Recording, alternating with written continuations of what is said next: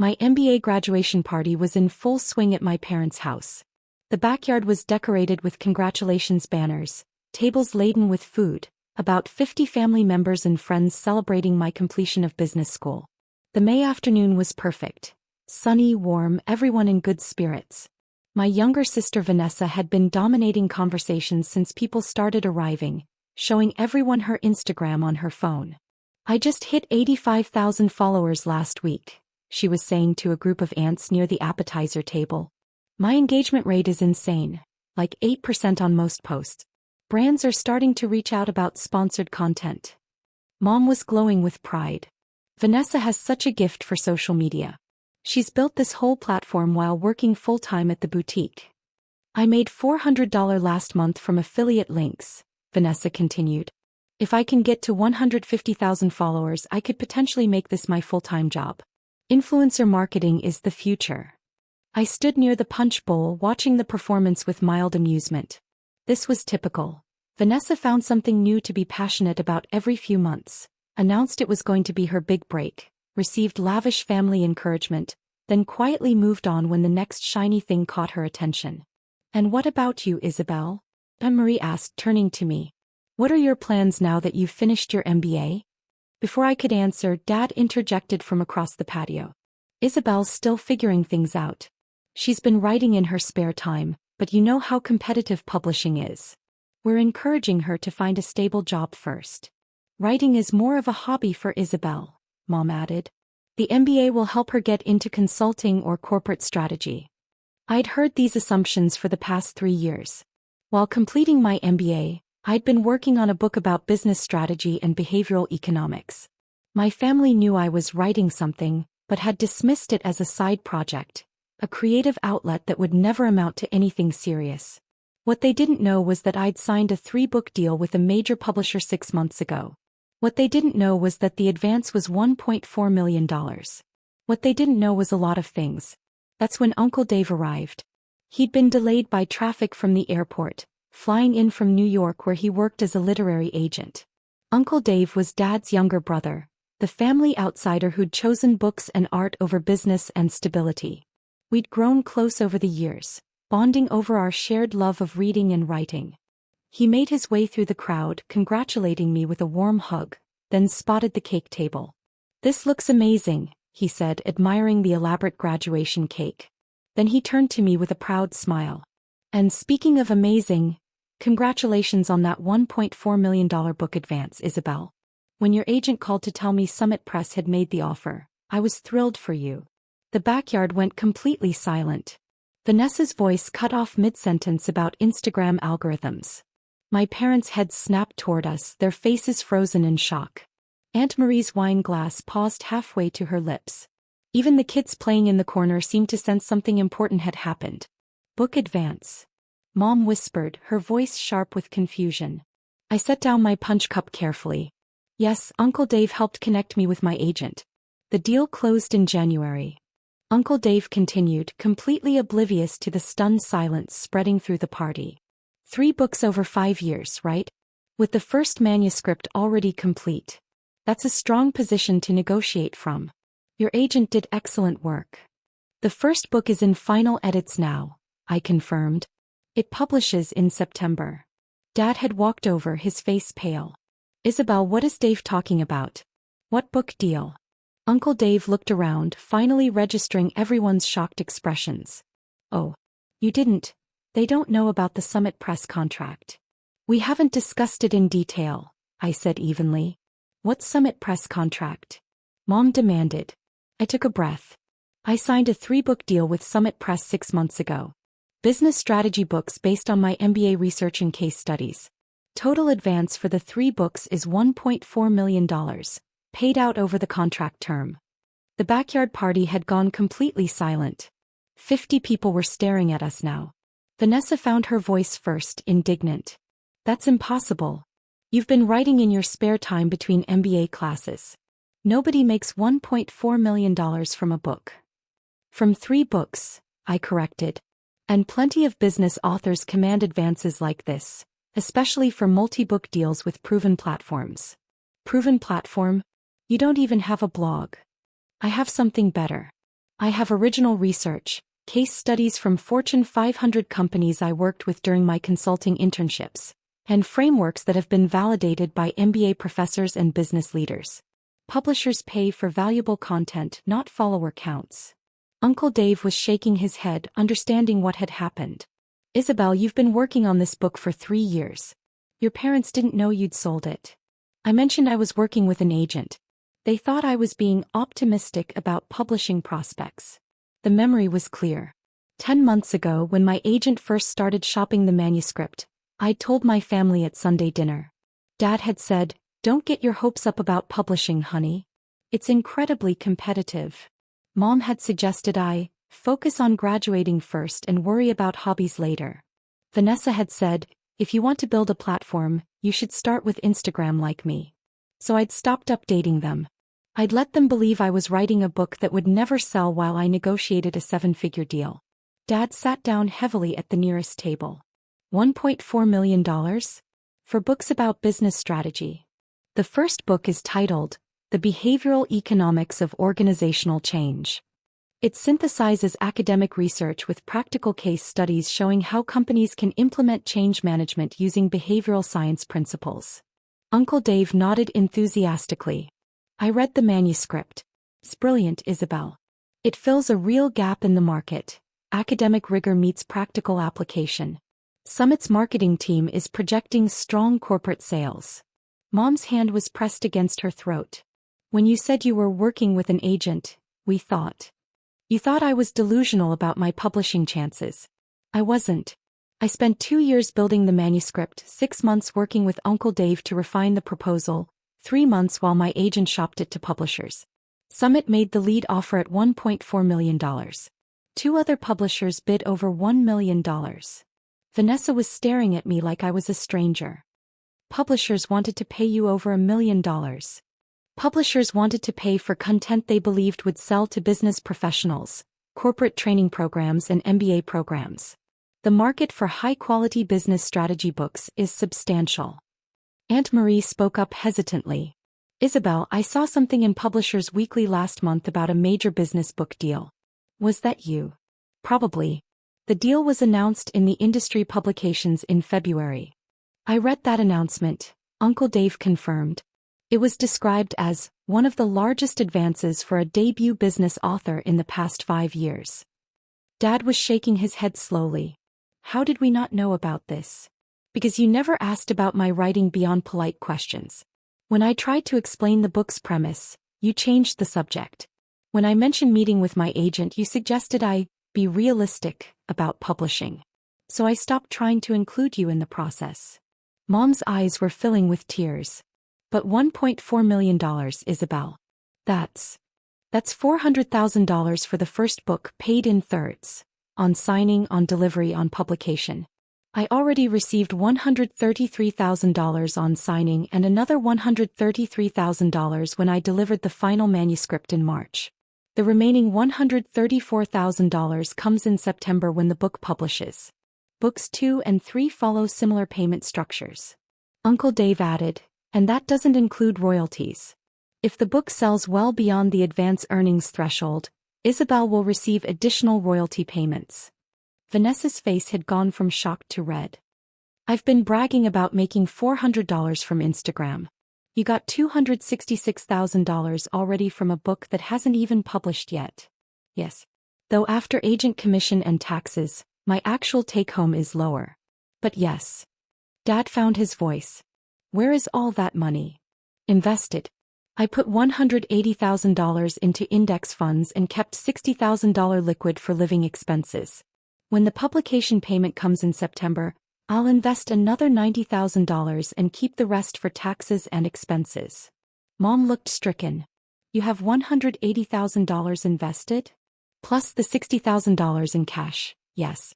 When all advance payments are complete over the next 5 years, I'll have received approximately $950,000 after commissions and taxes, assuming I deliver all 3 books on schedule. Uncle Dave was watching this unfold with growing discomfort. I'm sorry, Isabel. I genuinely assumed they knew. When you asked me to introduce you to agents 3 years ago, I thought you'd have kept your family updated on the process. I tried to. They weren't interested in hearing about it. The graduation party had completely stopped. The celebration of my MBA had been overtaken by the revelation of my book deal. People were staring, whispering, trying to process. Aunt Marie asked, "What does the book actually cover, Isabel?" For the first time all day, someone was asking a genuine question about my work.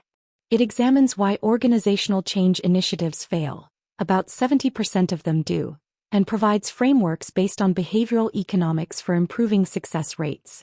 I look at loss aversion, status quo bias, social proof, and other psychological factors that influence how employees respond to change.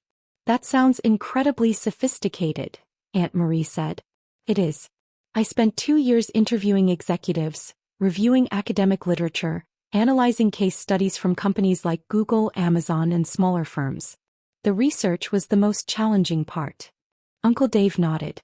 The manuscript is 320 pages of dense, well-researched content. It's going to be required reading in business schools and corporate training programs. Vanessa was quiet for a long moment. Then she asked, her voice small, "So when you said you were too busy to help me with my blog strategy last year?" I was on deadline for the manuscript. I was writing 2,000 words per day while finishing my MBA coursework, working with my agent on revisions and preparing the book proposal. I didn't have time to help you optimize Instagram engagement. But you didn't tell me you were writing a book that would make you a millionaire.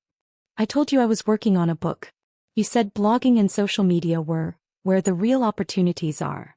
So I let you focus on your path while I focused on mine. Dad was processing, his analytical mind working through implications. What happens after you receive all the advance money? If the book sells well, I'll start receiving royalty checks. Business books typically sell steadily over many years to corporate buyers. If I'm lucky, the book could generate income for a decade or more. And the other 2 books? Book 2 is about decision-making frameworks in uncertain environments. Book 3 examines organizational culture and performance metrics. I've already outlined both. I need to write them over the next 4 years to fulfill the contract. Mom wiped her eyes. So you're going to be a published author? In September, yes. Summit has a strong marketing plan. Corporate speaking engagements, podcast interviews, business conference presentations. They want to position me as a thought leader in organizational change. Uncle Dave added, the publisher is investing significant resources in Isabel's career. They see this as a long-term relationship, not just 3 books. Vanessa asked quietly, "Do you even need a job now? With all that money?" "I'll need to work eventually, yes. The advance money is spread over 5 years, and writing 3 books while building a platform is essentially a full-time job. But I have flexibility most people don't have." "That must be nice." I studied my sister, hearing the bitterness in her voice. "It's the result of 3 years of 60-hour weeks while completing an MBA. I wrote at 5 a.m. before classes. I wrote on weekends when you were posting Instagram stories. I chose delayed gratification over immediate validation. Different choices, different outcomes." Dad spoke quietly. "I told you writing books wasn't a viable career path. You did. You were wrong." "I was wrong," he acknowledged. "I'm sorry." The graduation party slowly resumed around us, but the energy had fundamentally shifted. The celebration was supposed to be about my MBA, but now everyone was processing the book deal instead. As afternoon turned to evening and guests began leaving, various family members approached me. Aunt Marie wanted to know about the publishing process. Cousin Tom asked about behavioral economics. Even Vanessa's friend asked how to get a literary agent. Mom pulled me aside as we cleaned up. "Can we talk? Really talk? About what? About your writing. About the book. About everything we missed." For the first time in 3 years, my mother was asking about my actual work instead of dismissing it as a hobby. "The book is everything I learned in my MBA translated into practical frameworks that companies can actually use," I explained. "It's not theoretical. It's actionable. That's why publishers were willing to pay for it." "Can I read it?" "You can read the final version when it publishes in September." "I want to read it now. I want to understand what you've been working on while we weren't paying attention." I pulled out my phone and emailed her the final manuscript. It's 320 pages. It's dense. But it's good work. Dad joined us, his expression serious. "Isabel, I owe you an apology. A real one. I waited. I dismissed your writing because it didn't fit my definition of a viable career. I assumed you were being unrealistic, naive about how hard publishing is. I didn't take you seriously. No, you didn't. Can you forgive me? I looked at my father, who'd spent 3 years subtly suggesting I give up on writing, now realizing his daughter had secured a 7-figure book deal. I forgive you. But I need you to understand something. I didn't keep the book deal secret to hurt you. I stopped sharing updates because you made it clear you didn't believe in the project. I should have believed in you. Yes. You should have. Uncle Dave found me as the last guests were leaving. I'm proud of you, kid. You did something most people only dream about. Thank you for introducing me to Rachel, I said, referring to my agent. None of this happens without that connection. Rachel was excited from the first proposal. She knew you had something special. Vanessa approached hesitantly. Can we talk? Uncle Dave excused himself, leaving us alone by the now empty cake table. I've been a bitch to you about your writing, Vanessa said. For years. Yes, you have. I kept telling you to build a social media platform like me. I implied your book was a waste of time. I remember. I'm sorry. I was wrong. Thank you. Can you teach me? Not about writing, but about building something real instead of just chasing followers. I studied my sister carefully. What do you mean? I have 85,000 followers and I made $400 last month. You wrote a book and made $266,000. My engagement might be high, but your ROI is insane. Despite everything, I almost smiled. Different models. Social media can be lucrative if done right. But it requires constant content creation and platform dependence. My book is a product that can sell for years with minimal additional work. Will you teach me how you did it? The research, the writing process, the agent search, all of it. If you're serious about learning, yes. I'm serious. Driving home that evening, I thought about the day's revelations. My graduation party had turned into an unexpected unveiling of my success. The shock on their faces when Uncle Dave mentioned the advance. The silence when I explained the 3-book deal. The dawning realization that they'd completely underestimated me. But here's what struck me. Their knowing changed nothing about what I'd built. The contract was signed. The first book was edited and ready for publication.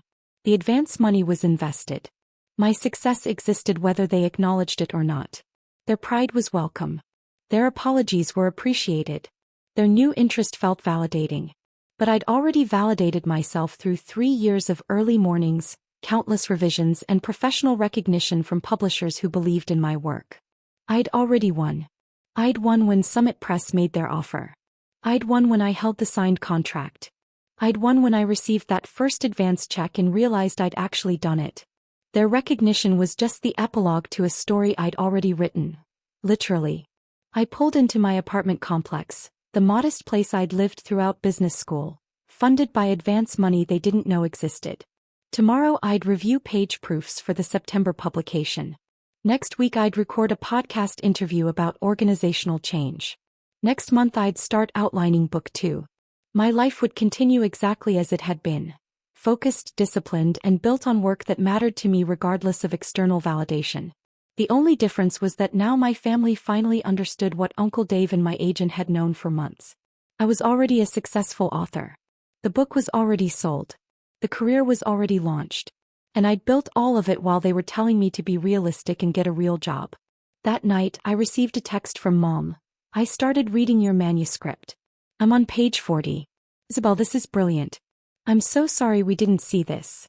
I replied simply, thank you. Keep reading. Because the book would speak for itself. Just like my success had been speaking all along.